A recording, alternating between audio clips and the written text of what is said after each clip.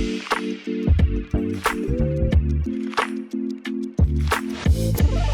Butty, Neil Atkinson with John Gibbons to talk about, well, the only show in town. It's free week this week on the Anfield Wrap, but right now it feels like it's very much going to be Mo Salah week. And John, the cat is well and truly amongst the pigeons. He's very, very clear in terms of what he's saying, that he has not been made an offer. What do you think about that? Yeah, I mean, it was a bit of a surprise. First of all, the big surprise is he's talked at all, because he very rarely does. As soon as I saw it, I thought that'd be mixed down stuff that they've just sort of sat on till the morning. And then a bit of videos come out. In fact, we put it out on Twitter, showing the video of him sort of doing it. So it's rarely stops. I think James Pearce has put in his piece, it's twice in the last 7 years before this. So that's like, gives a little bit more insight into where he's at, that he's sort of, made a point of, no, I'm going to sort of stop it and make my point. He's probably thinking, he probably thought for a couple of weeks, I'll wait till I have a big game and then I'm going to come out and make me points here. And he's obviously had a big game at the weekend. He's turned a 2-1 to a 3-2 for his goals. He's the match winner, and then he's going to come out to sort of make his point. So he's obviously brewing a little bit. I think it's hard with contract negotiations because everyone's trying the best, but I think it's hard not to take it probably a bit personally if you're the player. I think one of the best things football clubs did was take the manager out of these equations for a variety of reasons. But I just can't imagine sitting down for a contract negotiation in the week and then having to sort of get and be in the dressing room on Saturday and things not sort of boiling over. So I'm not worried in terms of obviously his relationship with Slot. It's completely separate. He's playing so well at the moment, and I think he will continue to do so. But it does worry you for next year, and there's been a lot of quiet. There's not been a lot of noise. Slot's obviously the only person who ever really gets asked about it. He says, "I've got nothing to tell you." Richard Hughes doesn't do anything. Maybe should. I don't know. But I don't think he's going to come out today and offer a rebuttal. So Richard Hughes doesn't sort of really say anything. And Mo Salah doesn't say loads and that. So this is sort of all the words we've got. So in this period of silence, I think we were all hoping that there have been movements. And listen, there probably has been movements. I don't know what you think. I don't think an offer necessarily means that there hasn't been any sort of chat. I'm sure there's been some sort of negotiations, but it's not as far along as I think what a lot of Liverpool fans would like, clearly, and seemingly what Mo Salah would like as well. Yeah, absolutely. Listen, we're in Brasco Lounge enjoying our bacon sandwiches this morning. I've already walloped half of mine away as ever with loads and loads of veg on the side, just to try to have the depiction of healthiness. It is on Man Island, Brasco, so thank you very much to them for having us every Monday. This is where we are to do this. What I think with it, John, is I suspect Liverpool know what Mo Salah's and his representative's position is. I've read Sy Hughes' book, and it's really interesting on the relationship between Salah and Rami, and I think that Rami comes out of the book really, really well, and quite a compelling figure in a couple of ways. So I think that Liverpool will have a sense of that, but I think it is bad, and I think it's bad in the context of, as you say, the silence. I'm not expecting Richard Hughes now to come out and say something today, but the manager's going to do a press conference today or tomorrow, and it's all anyone's going to want to ask about. And I'm not going to say he's going to end up looking at divvy, because he's very, very good at being himself and putting himself out there. But this is one of those situations where the fact that nobody at the football club speaks apart from him I think it's a massive problem. I really do. And I thought it was good when Hughes sat next to him earlier in the summer. I thought it helped a little bit, and I just feel as though what I don't want is managers just being sort of hung out there. Full stop. I think Conte once spoke about this really, really well. Yeah. I think managers just sort of being left going, I'm the only person you've ever talked to about this stuff, and I've got no more to offer you. I think it is a problem. Yeah, it is, because it's a problem when things are bigger than just, what's the injury situation?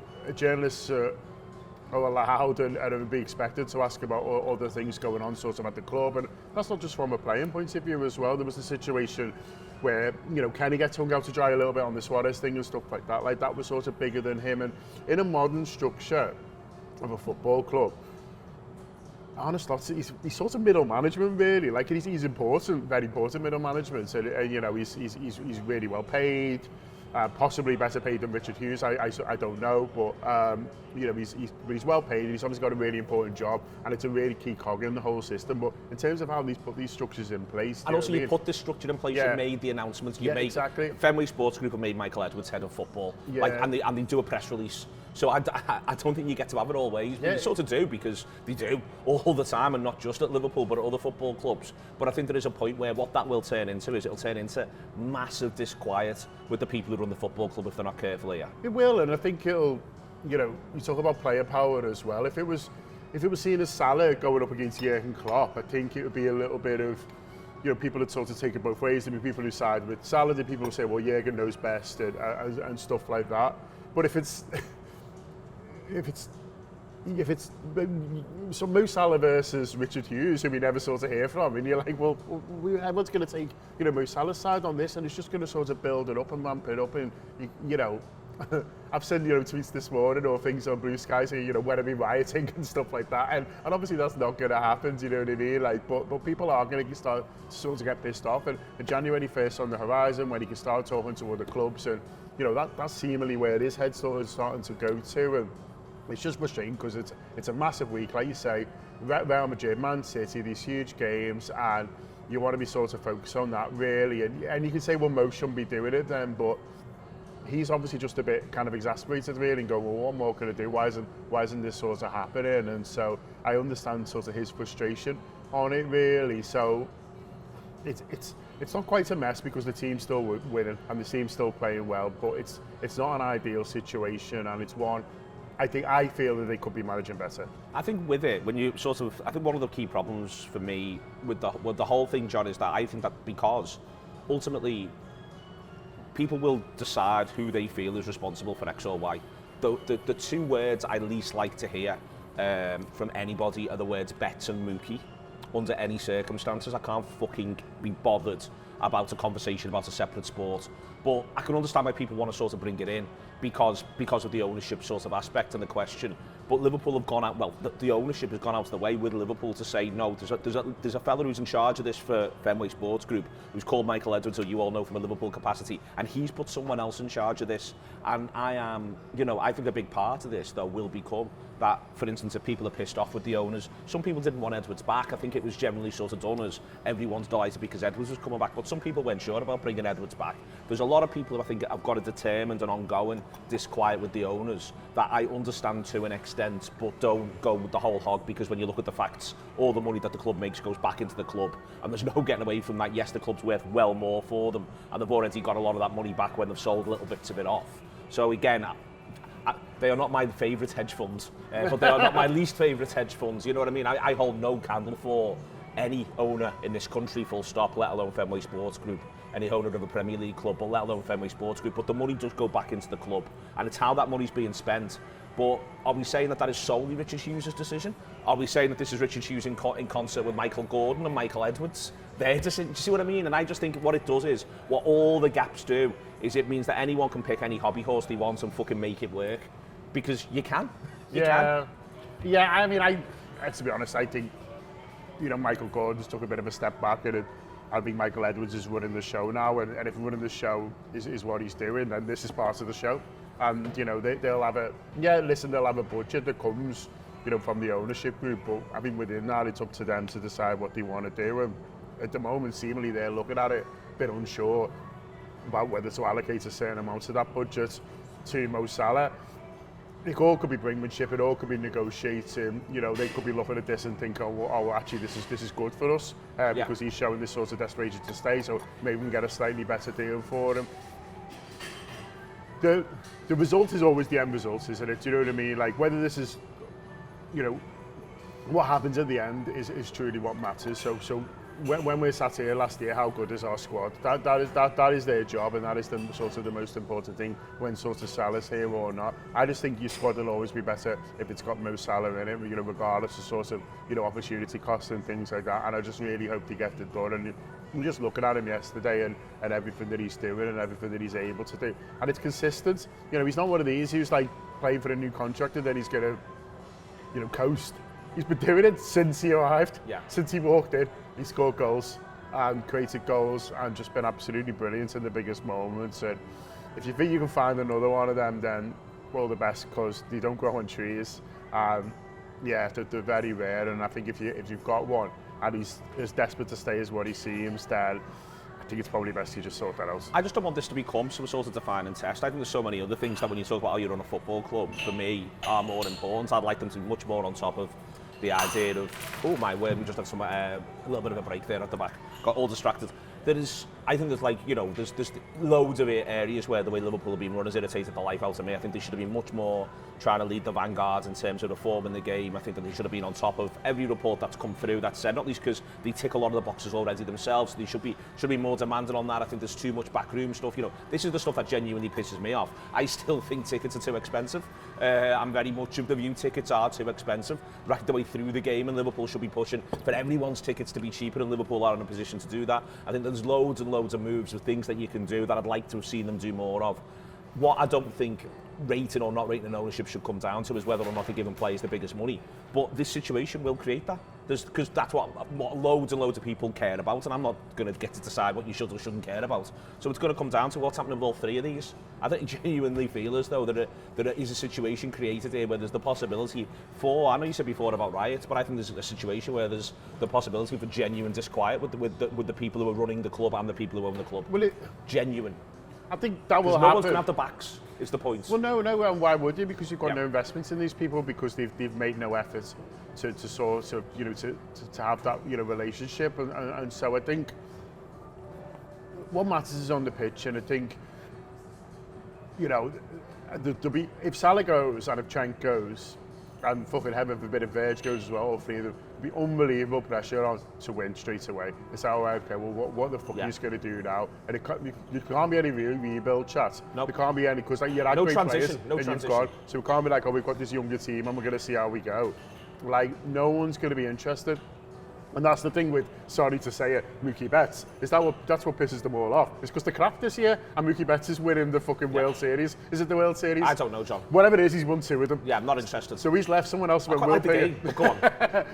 So he's left. Won 2 of these things. Yeah, and, the good ones. And Boston are fucking scrapping around, winning half the games. And you're like, well, you know what I mean? But you can talk about how clever you are, how he wasn't worth that. Well, he's winning it, and so that could happen.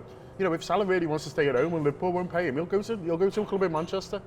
And then there'll be riots. Do you know what I mean? Like, because what is his move? Well, Liverpool won't be coming in no contract. My family love it here. I like living here. I probably live near the Man City training ground as I do the Liverpool one. Oh, well, we'll just go, they'll pay me sound, I'll just go up there. And so it's like, and he's got to work. And so, he wants to play football. And so it's, and then that's a live threat. That's a live issue, because you can't just say, oh, we'll just go off to Saudi. Maybe he doesn't want to anymore. Maybe it's not as appealing anymore, because the league generally, hasn't taken off in a way that... Yeah, it's crap. It's crap. So they didn't bother, and then, like you say, and then the pressure comes, okay, what's the fucking team then? How much are you spending? What are you doing? And they've been a bit rubbish at that so far, and generally, haven't had these big summers, arguably since they sort of first came in. And so it's huge amounts of pressure on them. I think if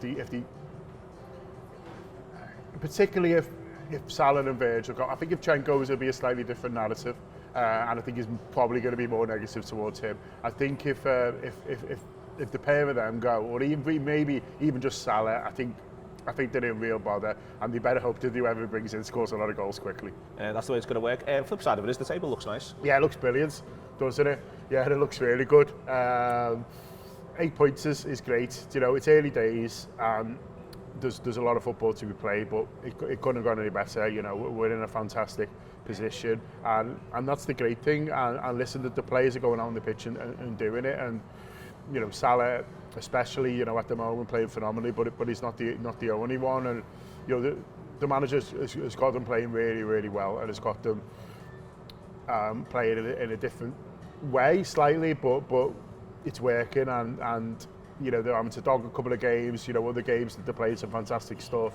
Sometimes doing that twice, both in the same games, like Leverkusen.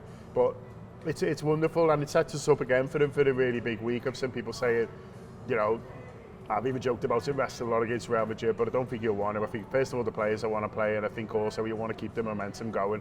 And the fact is, the best argument, will Liverpool's league form is the fact that they're the only team on 100% in the Champions League as well. Yeah. Do you know what I mean? And so you're like, you look at that and go, well, we play people in that. Do you know what I mean? It's all the teams who qualify for the Champions League. So, listen, they're doing fantastically well. And, I'm really looking forward to this week on the pitch. And I'm sure all the players and fans are the same. Yeah, I don't think you can do. They haven't played anyone. They played Chelsea, who are probably going to come in the top 4. They played Brighton, who are the nearest challengers to the top 4. They played Arsenal, who are the other challengers for the league. And they're going to play Man City this week. And they played in Europe, like you say. I think this one against Madrid, I think in general the attitude's been, let's just see if we can get this done. Because I think it gives them some leeway to be able to make and look after players. I'd like, for instance, that Girona game that's on the horizon. If they could beat Real Madrid, it takes the pressure off that. That's at the end of a really hard run. So the idea that you can take players who might be approaching the red zone, as they call it, out for the Girona game and give them a bit of a rest, and then it becomes then the schedule's actually quite nice when you get the other side of Everton. If you beat Madrid, you can look at Girona and maybe play a slightly weaker team, and you might still get a result. Yeah. And then you can say, all right, Fulham, and then you can play a full changed 11 for the Southampton in the League Cup, and then it's a week until Tottenham, then it's a week until West Ham, then it's a week until United. You've just got to get through this run, I think, and I agree with you. I think you do it with momentum. Yeah. You don't do it with some sort of with wholesale changes. I just want to beat Real Madrid as well. I think the fucking bellends. Do you know what I mean? There we are. And there's a lot to be said, so just beat the bellends. Yeah. The best thing about footy, you get to fucking beat the bellends. Well, who the fuck are they trying to kid? This is the fundamental question of the universe that never gets answered. Who the fuck are they trying to kid? Even the kiss annoys me. Oh, them white is it? Fucking grow up. Yeah, no, that's fucking Leeds United. And we all know what we think of them. It's with the one at the weekend, by the way. Did you have a look? No, not interested. Not interested. Don't give a fuck, do you? Yeah. Who the fuck are they trying to kids? Who then comes back to the eternal issue? Yeah, I've heard they haven't played anyone. Yeah, they haven't played anyone either. Yeah, they haven't played. The one good team they played with Barcelona, they got whacked. Crap in Europe. But the interesting thing is they can be under massive pressure in Europe here if they don't get a result against us. If they get beat, I think they're on play 5-7 points. It's a difficult path from there to get into that top 8. And then there's going to be loads of sides who might be quite good in the 9th and 24th, and everyone who's gone, none of this is real. I tell you what, Real Madrid do not want 2 legs against Paris Saint-Germain in February. Yeah. I tell you that for nothing. When we're on the beach. What a February beach we're on. Excellent stuff. It's Bacon Butty to set the whole week up. It's John Gibbons, it's Neil Atkinson. We're in the fabulous Brasco on Man Islands, enjoying our bacon sandwiches. We'll see you later on. There's more of this. Everything the Anfield Wrap does this week is free. Every show, audio or video, we are putting out so you can get a good taste of the flavour of the Anfield Wrap as this season heats up. Obviously we're doing that because we want you to subscribe, so if you've done that in the past and you're thinking about coming back to us, then now will be a great time. And if you have never done it before, then also think about it now as well. We're approaching December, it's the crunch time of the campaign. It is the Anfield Wrap there for you pre-match, during the match, post-match. We've got you covered. Enjoy the week.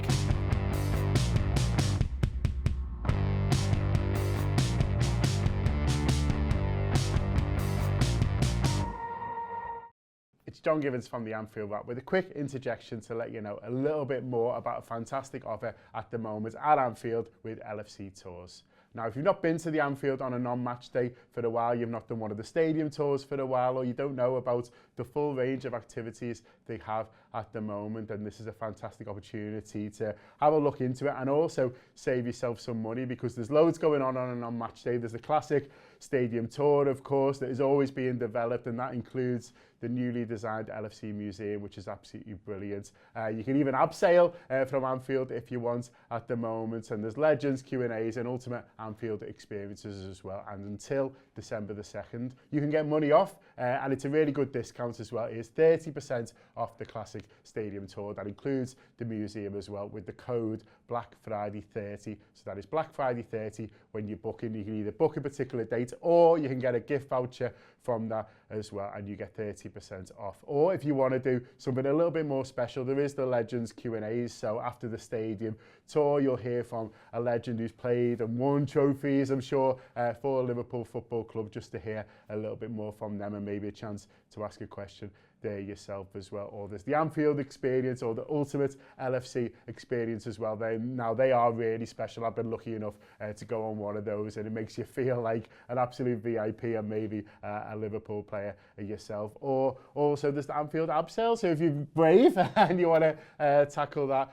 there is that as well. So if you can see yourself abseiling from the top of the main stand, why not get stuck in? Because at the moment you've got 20% off all of those with the code Black Friday 20. Like I said before, you can book for a specific date, or you can get a gift voucher for yourself or a family member for Christmas as well. So get ahead for Christmas with LFC Tours. If you're interested in finding out more about those experiences or you want to book, you just need to go to lfc.tv/tours. That's lfc.tv/tours and get stuck in.